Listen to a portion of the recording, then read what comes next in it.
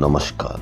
राजस्थान की तमाम फटाफट खबरों में आपका स्वागत है। राजस्थान की खबरों के लिए आपसे निवेदन की यदि आपने हमारे चैनल को सब्सक्राइब नहीं किया तो कृपया करके आपके अपने चैनल को सब्सक्राइब कर लें। आप सब्सक्राइब करते हैं तो हमें हिम्मत होती है सही और सच्ची खबरें आप तक पहुंचाने के, वरना मीडिया में किस तरह की खबरें आपको पेश की जाती है यह आप भली भांति जानते हैं। मीडिया में सिर्फ एक समुदाय विशेष के प्रति यदि कोई भी इस तरह का अपराध हो जाए या किसी भी प्रकार का कोई कार्य हो जाए तो पूरा मीडिया उस पर लग जाता है।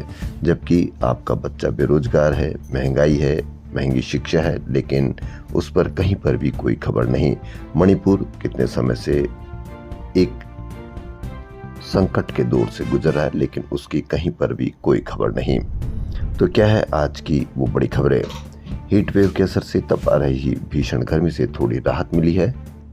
कमजोर पश्चिमी विक्षोभ से आंधी बारिश ने पारे को लुढ़का दिया है। सभी शहरों में दिन रात के तापमान में 2 से 5 डिग्री तक गिरावट हुई। हालांकि इसके बाद भी आधे प्रदेश में पारा 40 डिग्री के पार रहा। फलोदी 44.2 डिग्री के साथ सबसे गर्म रहा। बंगाल की खाड़ी से आने वाली पूर्वी हवाओं के प्रभावी होने से 3-4 दिन आंधी बारिश के आसार हैं। राजस्थान सरकार ने गजट नोटिफिकेशन जारी कर ट्रैफिक चालान व्यवस्था को अधिक पारदर्शी और पूरी तरह से डिजिटल बना दिया है। अब चालान काटने, राशि जमा करने, उसे चुनौती देने की पूरी प्रक्रिया डिजिटल माध्यम से ही पूरी होगी। इससे आम लोगों को सुविधा मिलने और व्यवस्था में जवाबदेही सुनिश्चित होने की बात कही जा रही है। लेकिन एक और इसमें सुधार किया जाना चाहिए कि यदि कोई ट्रैफिक पुलिस रोकती है तो उस पे या तो चालान हो या कुछ ले दे के वो छूटने की व्यवस्था ना हो पाए। राजस्थान में सैनिटरी नैपकिन सप्लाई में कंपनी पर मेहरबानी के लिए RMSCL ने नियमों को पूरी तरह से धता बता दिया। कंपनी ने जिन सप्लायर के माध्यम से सैनिटरी नैपकिन देने की बात कही उनमें से एक बंद हो चुके और 2 ने खुद विभाग को लिखित में दिया था कि वह सैनिटरी नैपकिन सप्लाई नहीं करेंगे। इसके बावजूद कंपनी की ओर से कम होती सप्लाई पर कोई जवाब तलब नहीं किया गया। हो सकता है कि नैपकिन की जो ये योजना है उसको बंद होने की कगार पर हो जाए। NMC ने मेडिकल शिक्षा में बड़ी राहत दी है। MBBS सीटों पर लगी अब 150 सीटों की अधिकतम सीमा और 10 लाख आबादी पर 100 सीट के अनुपात वाले नियम को खत्म कर दिया। बहुत बड़ी राहत की खबर। CM जन आवास योजना पर नए सिरे से नियम बनेंगे। जुलाई अंत या अगस्त से लागू होने वाली नई योजना में निजी विकासकर्ताओं पर रियायत के नाम पर बड़े चार्ज लगाने की तैयारी है। योजना में जो विकासकर्ता आवेदन करेंगे उनसे प्रोजेक्ट में EWS व LIG वर्ग के आवास नहीं बनाने के बदले नकद राशि ली जाएगी। जैसे बिल्डर 400 फ्लैट्स की योजना ला रहा है तो उसे 40 फ्लैट कमजोर वर्ग के लिए बनाना आवश्यक होगा। जो बिल्डर नहीं बनाना चाहते उनसे 1600 रुपये प्रति वर्ग फीट बिल्ट अप एरिया की दर से फ्लैट आवास के निर्मित क्षेत्र की राशि ली जाएगी। राजस्थान में जिला परिषदों के प्रशासनिक ढांचे में बड़ा बदलाव करते हुए सरकार ने ऐसा कदम उठाया जिसे नौकरशाही के अंदर पावर शिफ्ट के रूप में देखा जा रहा है। नवगठित 8 जिला परिषदों के लिए जारी आदेश में मुख्य कार्यकारी अधिकारी के पद को अब स्पष्ट रूप से राजस्थान ग्रामीण विकास सेवा यानी RDS के कैडर से जोड़ दिया गया है। ग्रामीण विकास विभाग के सचिव कृष्ण कुणाल की ओर से यह आदेश जारी किए गए हैं। इससे जिला परिषदों में योजनाओं के क्रियान्वयन, मॉनिटरिंग और प्रशासनिक कामकाज में RDS अफसरों की भूमिका और मजबूत होगी। डिजिटल अरेस्ट जैसे मामलों के बाद अब इम्पर्सनेशन यानी अधिकारी बनकर ठगी का नया मामला सामने आया है। जयपुर में साइबर ठगों ने एक माइनिंग कंपनी के अकाउंटेंट को चेयरमैन बनकर मैसेज भेजे और कुछ ही घंटों में 5 करोड़ 30 लाख रुपए अलग अलग खातों में ट्रांसफर करवा लिए। मामले की report cyber crime police station में दर्ज की गई है। प्रारंभिक जांच में सामने आया कि ठगों ने व्हाट्सएप पर चेयरमैन की फोटो लगाकर भरोसा बनाया और बातचीत के जरिए अकाउंटेंट को निर्देश देते रहे। ऐसा क्या कारण रहा कि अकाउंटेंट ने 5 करोड़ 30 लाख रुपए ट्रांसफर करवा दिए? ऐसा हमें सिस्टम को डेवलप करना चाहिए कि चाहे कोई कितना भी बड़ा अधिकारी बनकर किसी को भी फोन करे, वह उस पर ट्रांसफर करने से पहले 100 बार सोचे या उसको पारदर्शी तरीके से ऐसा किया जाना चाहिए। आप समझ रहे हैं जो हम कहना चाह रहे हैं कि ऐसा क्या सिस्टम होता है कि वह कोई भी मैसेज करता है और तुरंत उसको ट्रांसफर करना होता है। जयपुर डिस्कॉम ने बिजली चोरी से जुड़े मामलों में उपभोक्ताओं को बड़ी राहत दी है। अब उपभोक्ता सतर्कता जांच प्रकरणों में 30 दिन के बजाय 60 दिन में अपील कर सकेंगे। बनी पार्क जयपुर के इलाके में कलेक्ट्रेट सर्किल पर मंगलवार सुबह कार पार्किंग के दौरान विवाद हो गया। आरोप है कि उज्जैन के किन्नर अखाड़े की महामंडलेश्वर काली नंदगिरी के काफिले की एक गाड़ी ने एडवोकेट की कार को टक्कर मार दी। इसके बाद एडवोकेट द्वारा काफिले को रोकने के प्रयास पर बाउंसरों ने उनके साथ मारपीट की। जानकारी के अनुसार काफिला सुबह करीब 10 बजे कलेक्ट्रेट सर्किल से सीकर रोड की ओर जा रहा था।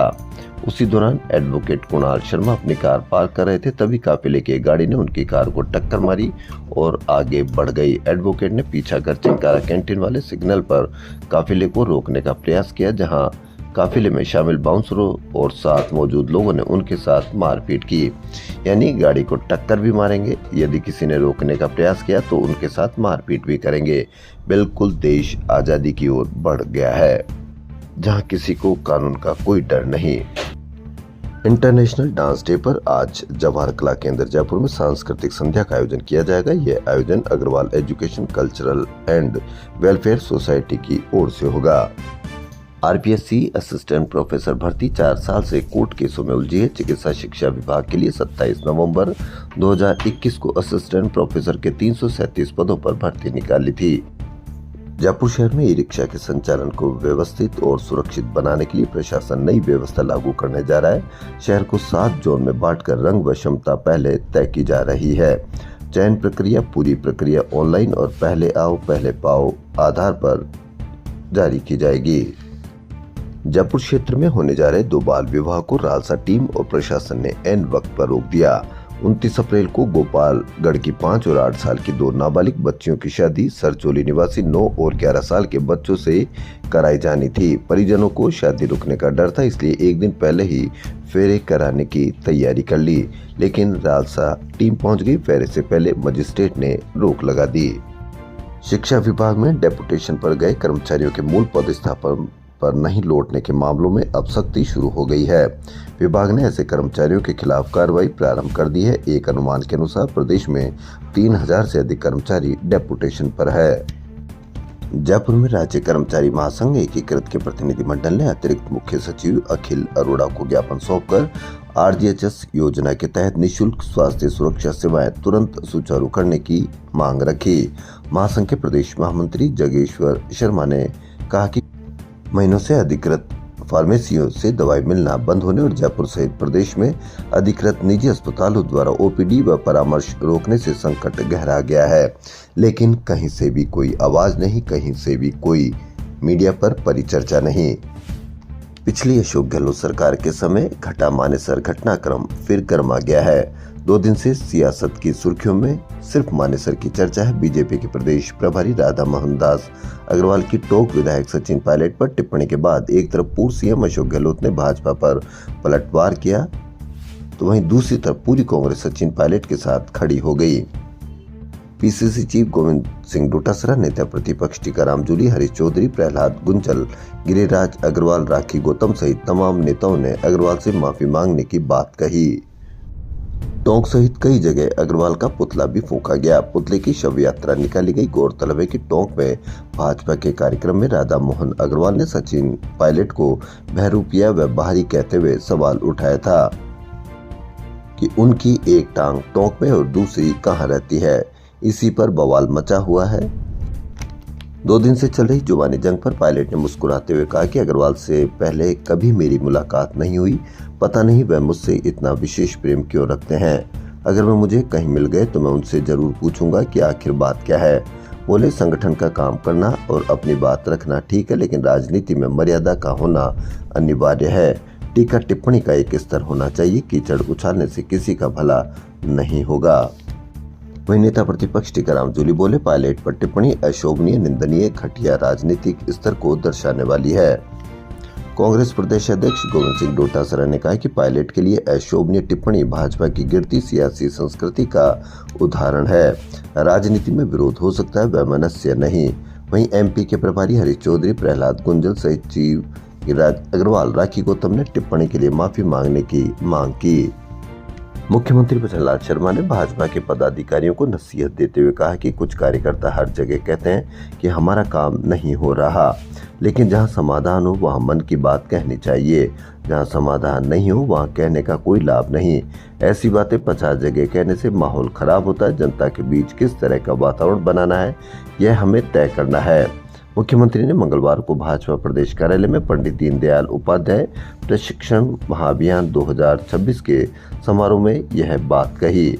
सीएम ने कहा कि काम नहीं हो रहे इस तरह के नैरेटिव से विपक्षी पार्टी को बातें करने का मौका मिलता है, जबकि हर विधानसभा क्षेत्र में 500 करोड़ से ज्यादा के काम हुए हैं। राजस्थान की खबरों में फिलहाल इतना ही।